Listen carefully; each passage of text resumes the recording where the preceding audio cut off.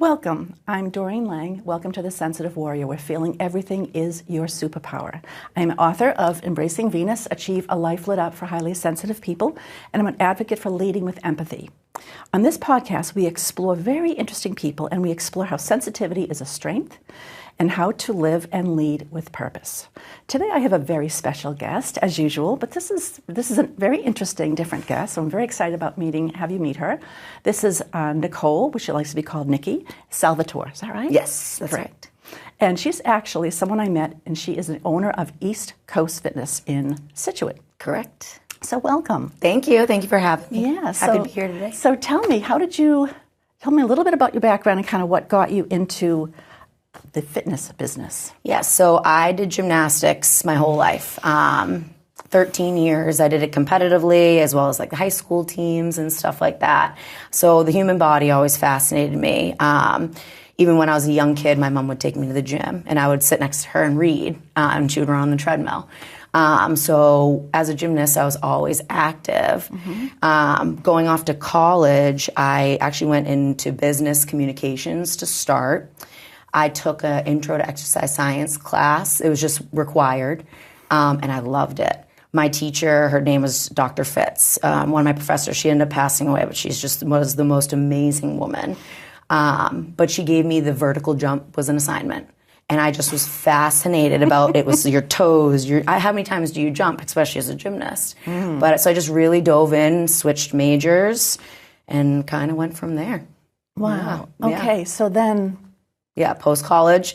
I started at like a big box gym, kind of like a YMCA. It was called Health Tracks in Hanover. Very different than what you're doing now. Very different, yeah. So I trained men, I trained women. I did basically one-on-one training, some small group stuff, and being younger too. I did spin and bar, basically fill my schedule.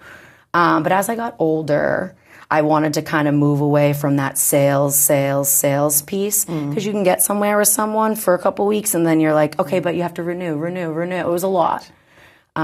So back in 2019, I met my now former boss, Patty, another amazing woman in my life. And I started working for her. She had owned a couple different studios, a small group women's only gym. I was a trainer there at a couple different locations.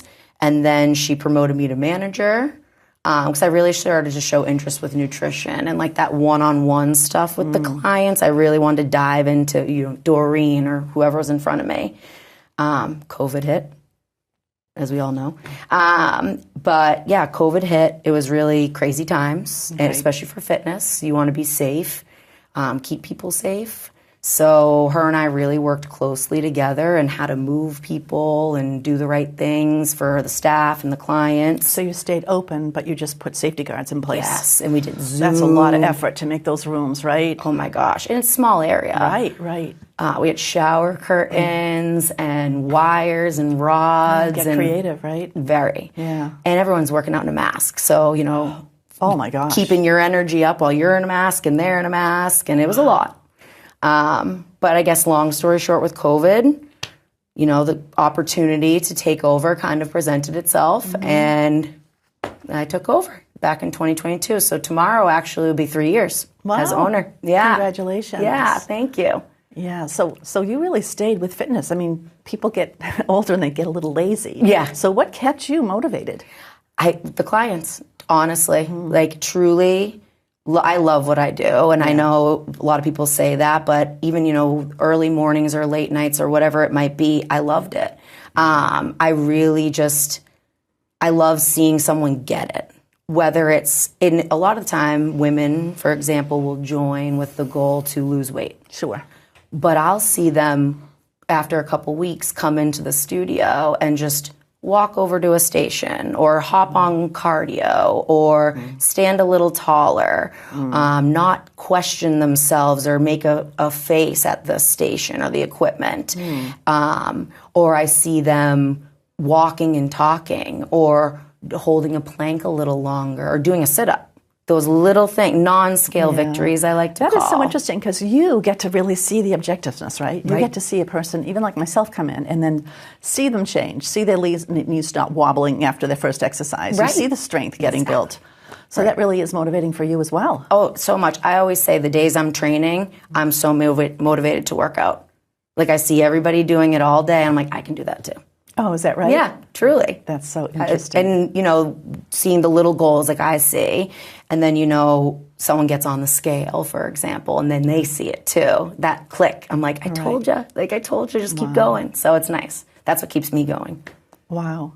So now, I'm not going to ask your age, but do you feel like sometimes you think, oh my God, my body, or no, you really still feel like $1 million based on, I know you're a mom. Yeah. To a little one. Yes. And you're married, and obviously that's full-time. Mm-hmm. And then this is a job that, even though with great staff, is full-time because you got to stay on your toes and you need to be even a little progressive and creative, and that takes so much energy. Right. So where do you kind of get, in addition? Energy. Yeah. I get that question a lot, too. I drink coffee, but not any more than the average.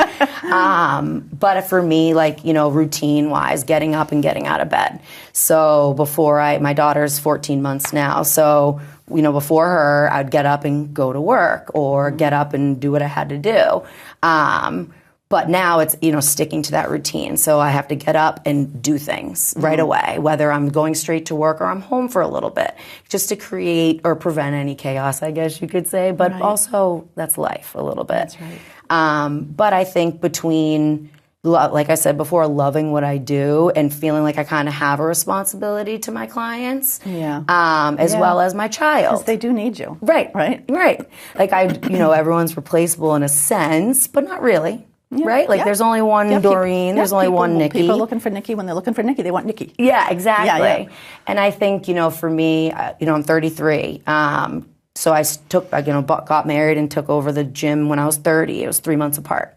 So it's been crazy times. Yeah. My husband's a major support. We've been together 11, 12 years. So he's been with me forever. Yeah, that means a lot. It does. He's behind the scenes, but he helps everything go. So much. Yeah. So that's so nice. Yeah. So you just said something so interesting, because then like great expression, love what you do and you'll never work another day in your life. So you are so creative that you have a basket, right, where you have books. Yeah. That people can come and bring and just pick a book and leave a book and all that, which is so neat. Yeah. So I had left a book. Right. And a couple of people have come to me after, and I'm working with them. Really? Yeah, and it's really nice because, it's just piggybacking what you're saying. Even with people with their challenges and trying to find joy in their life, or whatever their roadblocks are, to help people, it is motivating to see people's progress. Right. So there must be so much of it. So the people you hire, do you look for that in some of the people that you hire, that they're looking, because they also are motivated by other people, or what do you look for when you're hiring staff? So it's interesting. So I just hired a new person, but I have 4 trainers right now. And out of the 4, one of them, her name's Trish. She's been like my right arm. You need a right arm. She's the best. She's my right arm and my left arm too. She's been with me for a while, but everybody else I've hired. And learning curves. I've had some hires in the past that didn't work out. Sure. But truly, it's this conversation here, letting it flow. So the first time I hired someone, I had like 12 questions, but kind of hearing what they say, what they're looking for. So Sarah, one of my trainers that was very green, very new, starting out, but she had so much passion and she loved learning. And I could see her just when she would come to shadow before we hired her, could see how she was looking at people and what questions she asked. It wasn't about, being scary, scaring people into fitness, or, being forceful or putting guilt on it, because that tends to be a trend in fitness I've seen. Yeah. Right. But also not hand-holding. She's holding people accountable, and she's grown, right? But a lot of the time, like you had said, the love for it, the passion. It is a job. They do need money. Yeah. But, hearing people have that, ask the right questions, like, why does Doreen do that? Or why doesn't she do that? Truly care. Because Trish, like I said, she and I talk every day. And, I tell that to all my staff. We are always open in a sense. So if something happens on a Sunday, I might text you on a Sunday, but that's okay with everybody. Yeah. They want to know what happened. So communication is really paramount for you. Exactly. It really has to free flow Right. as well as you be available. Right. Exactly. I don't want someone who's going to come in, do a good job, leave, and then not think about it again, if that makes sense. Oh, no, absolutely. Yeah. So as you know, my whole topic is about people who lead with empathy. Yes. So let's kind of talk about that a little bit in terms of, people come in, and I've noticed that even something like this, because I know you have a small gym, you've got great stations, and I know your whole model is cardio and then weights and cardio and weights, so it's a great combination, but I know you mix it up, which is people love. Yeah. But I've noticed that the TV sound is off. Yes. And as an HSP, I just love that. And I love to be able to read when I want to read. Right. It's just because it's just too much. Yes. The energy of the room, the energy of the women, all positive, 100%. but it's tons. You can feel it. And then the TV and the lights and then the air and the machines and the sounds. And the it's like there's a lot going on there. Yes. So when you're creating that environment, are you thinking about all these things? Oh, yes. So the lights are something I'm always searching for. So maybe after, if you have a suggestion, you let me know. But so color was the first thing when I had painted the studio. So I'd learned a lot about blue is motivating for exercise, but different shades, right? So a lighter blue is more serene and calming and welcoming to people. So that's where I chose that lighter blue. Got it. Also close to the ocean. So yeah. I'd read a lot about white, which I thought was interesting. It can go one of both ways with people. Some people think of it's clean and organized. So if you might not be clean and organized, it might say, oh, too much. So I tried to have a little white, little wood. But with the sounds, the TVs, personally, I would love to get rid of them, but they've always been there. So there used to be 4. I have 2. So why do you want to get rid of them? Because I don't think we need them. Because I think it could be a conversation piece, yes, but I got you. Because you want people to create that community within within your studio. Right. But I think it could be a negative distraction as well. In November, my staff knows TV's off for 2 weeks before the election, after the election, and then after it's talk shows. Is that right? Yeah. Just because we want just to keep peace. Wow. And with people who are highly sensitive too, or just even who don't fall under that category, you don't know what a trigger is for anybody else. Yeah. You bring up the fans is so interesting. So we have 3 fans in the studio near our cardio station, and there are 2 on the floor, and there's one that kind of blows at everybody, and it's a big white one, very old. Everyone has one in their house, right? That one I leave off. I let people turn it on and off. And I've actually gone and moved one of them because when I'm doing the exercise rower, if it's blowing straight on me, it's too much because I'm not getting too warm like I would do the cardio. So I shifted. I'm looking around thinking, I hope I'm not getting caught. It's too much. Yeah. But it sounds like that's what you want. You want people to make it not so much their own because you've got to be careful of others, but you really do take in consideration what people are thinking. And do you get a lot of and we won't say names, but this is just kind of fun because I know people will be watching you. Yeah. But do you get any much complainers? Yeah. Every day. No, really? I'm just kidding. Oh, that's funny. I truly do love everybody, and I will joke when I sign up a new person, when I explain how the timer and stuff works. I would say there's no nasty people, we kick them out. But truly, I would, and I have. I don't like that. I'm not confrontational, but I will protect my staff and my studio, my clients. Of course, as you should. But complaints, you can't make everybody happy. So in a small studio, and it's really a great. You've created a very nice culture in there. Thank You you. You feel even if you're on the first day, the second you're not. Yeah. Like you did such a good job. Thank you. You really did.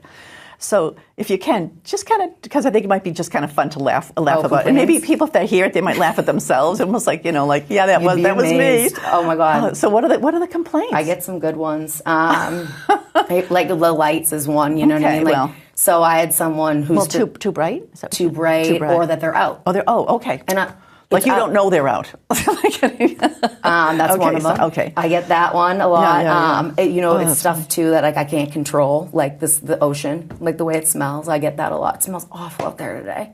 I'm like, Sorry. Yeah, that's so crazy. Okay. Every Monday morning is trash. So it's all the restaurant trash gets picked up. And you've got to hear about it. I hear about it.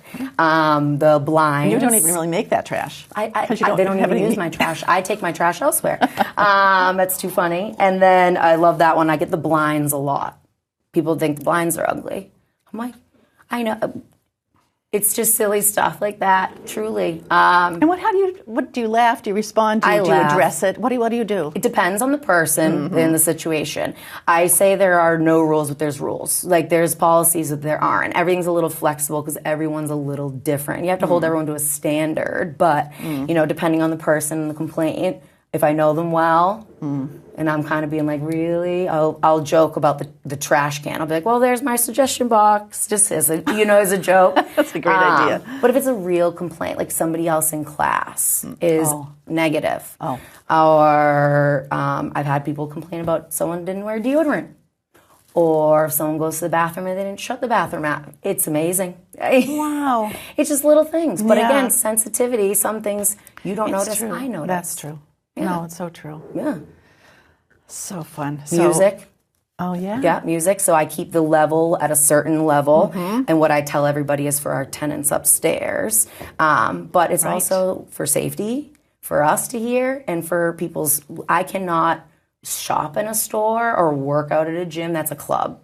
I can't go to a restaurant. I call ahead to see if it's noisy. I call ahead. Really? Yeah, I call ahead. She goes, hold on. And I'm thinking, hang up. I'm done. That's a smart move. I did it to Tinker's yesterday. That's a really good idea. My husband said, you're going to make a reservation. I go, no, I just want to see if that music is on. And then I sent the music. She said, yeah, it's for the next 2 hours. I said, thank you so much. And she goes, good, see you soon. And I hung up. I go, we're not going there. I love that. It's so funny. No, but sound sensitivity is huge. Exactly. Like if you want to go listen to live music, but if you want to have a conversation, you're just going to be...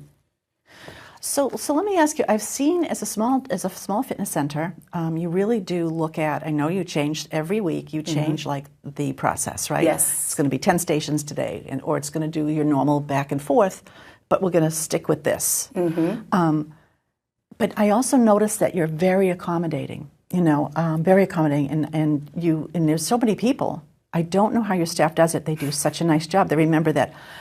This one has the back injury. Yes. This one has the knee injury. Yes. This one here just can't get on the floor. This one couldn't get up. Yeah. And they do a really good job with that. But you have to, because of that, right? Is that part of your management idea of being a great fitness is to really accommodate? Yeah. So I've seen in the past, and before taking over, just different dynamics. So at different studios or gyms, whether it's women only or not.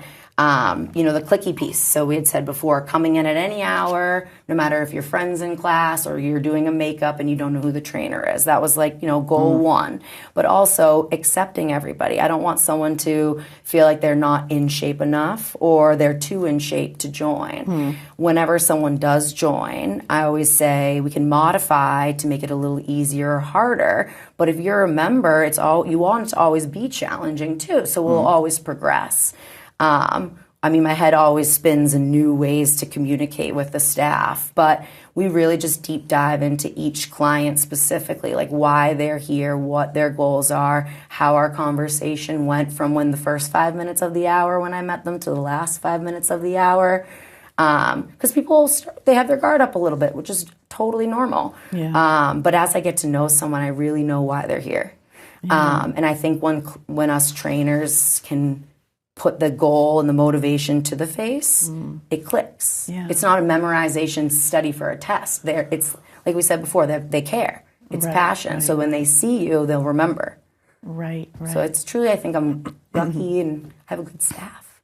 Okay, so being accommodating is really important to you. Right. And I think that really is the sweet spot of your fitness center because, my son came from Florida and he's living with us right now looking for a job and all that. And he loves to work out. And so he goes, he's a guy and he's a younger guy and he wants a different kind of fitness center. Right.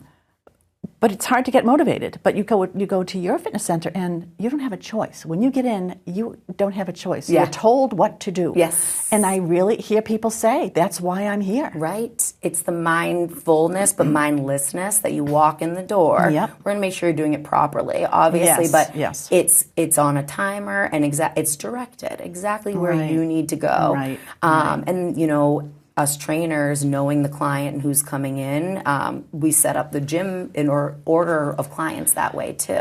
Being mindful of where everybody needs to go. But I never want anyone to feel like they can't join because they're not in good enough shape, or they don't have enough experience, or maybe they're too in shape, whatever it is. It's truly a home for everybody. Right. That's what I want. And I think one of the beautiful parts is even when you start, even if you feel like you haven't worked out in forever, you can't help but progress. Yeah. You can't help it. Right. You can't help but get better and stronger. I like just that. by showing up. Yes. So it is improvement, even if you're not.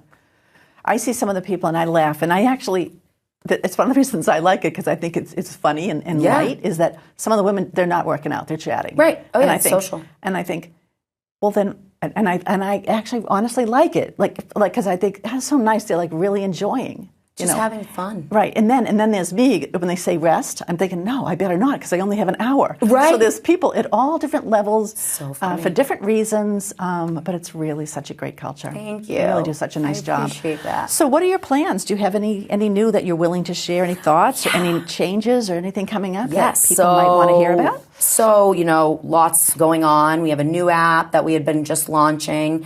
We're trying to add a stretching piece. So we have a recipe piece to the app now. Nice. Now we're trying to add a stretching piece. I tell everyone, go home and stretch. But now you're going to have pictures and videos telling you how to stretch. Nice. And also tailored to people who can't get on the floor to stretch. Because if you go on YouTube, right, that's one part. But I have my 5-year, my 15, my 20.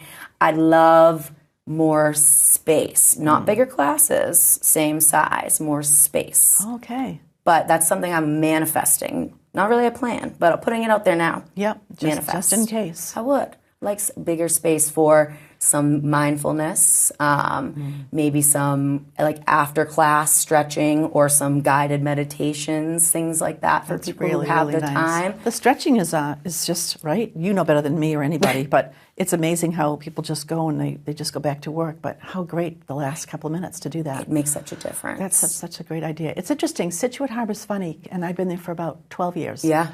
And I've noticed that next to you, there is a shop, and it looks so well done. But that person that's newish, before that changes every 3 years. Yeah. Right? Yeah. It's a bakery. It's a restaurant. A restaurant without a grill. Yeah. It's not really going to fly.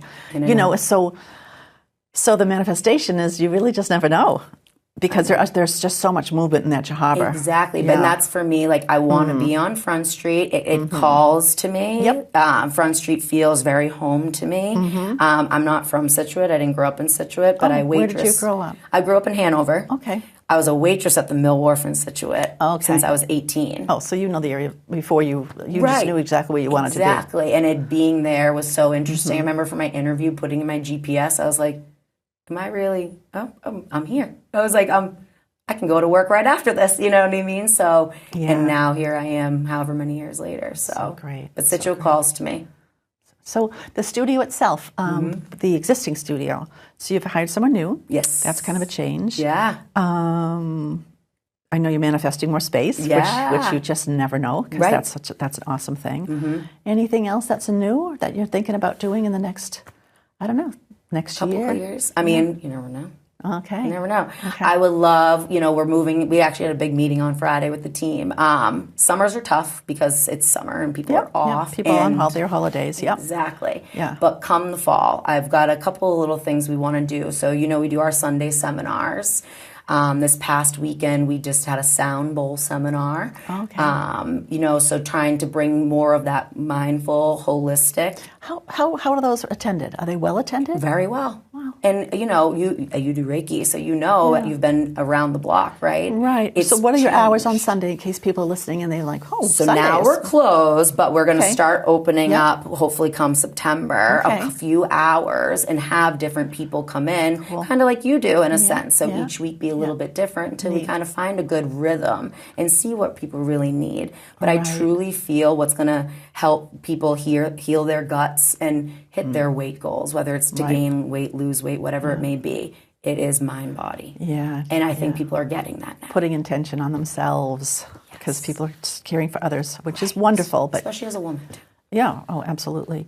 So at what age are you going to put your your little one in an outfit and bring her in, and so she's going to be I know. doing exercises. I would right? love it. She's too funny. So she sees me work out. I have like a Peloton at my house. I would put her in the high chair next to me, and she goes, oh, funny. Makes fun of me. But she walks in the gym now like she owns the place. So it's funny. Great. If she wants to join me one day, that would be amazing. So fun, yeah. My mom owns an insurance agency, and that was her thoughts for me. And it didn't work out. No, not at all. I could not sit at a desk. No, although I saw recently, it was really cool. I saw, I think, 6 or 7 moms walking really quickly, pushing their babies in strollers around the harbor area, and I thought, yes, this is very cool. Yeah. They're getting their exercise. They're getting out, talking to other women. Right? Support. Yeah. Which is really what you do. Yes. You really do. We're you trying really to do a create mom group. a really nice mom. Oh, really? Yeah. So there's a South Shore stroll, but it's a little bit more Braintree location. So I've had a lot of moms since I was pregnant, last year. I've had a lot of new moms or, have 5-year-olds-ish join looking for community. Absolutely. It's not just people who are just retired looking for community like it used to be. And it's not just people that are sick of COVID. People just generally need to be around people. I have a woman who reached out to me this past weekend and she said, I've been chronically ill for 10 years.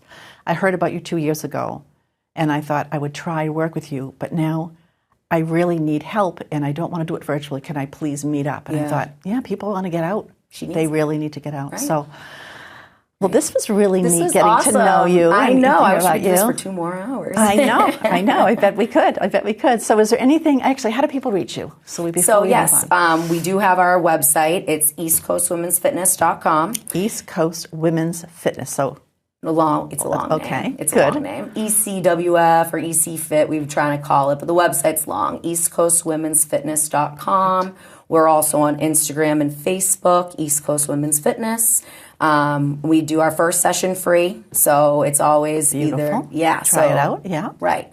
And, in the setting, we can do it when we're open. If you want to see what we're all about, or if you're a little nervous, you can come in when we're closed and get acquainted with me and one of the other trainers.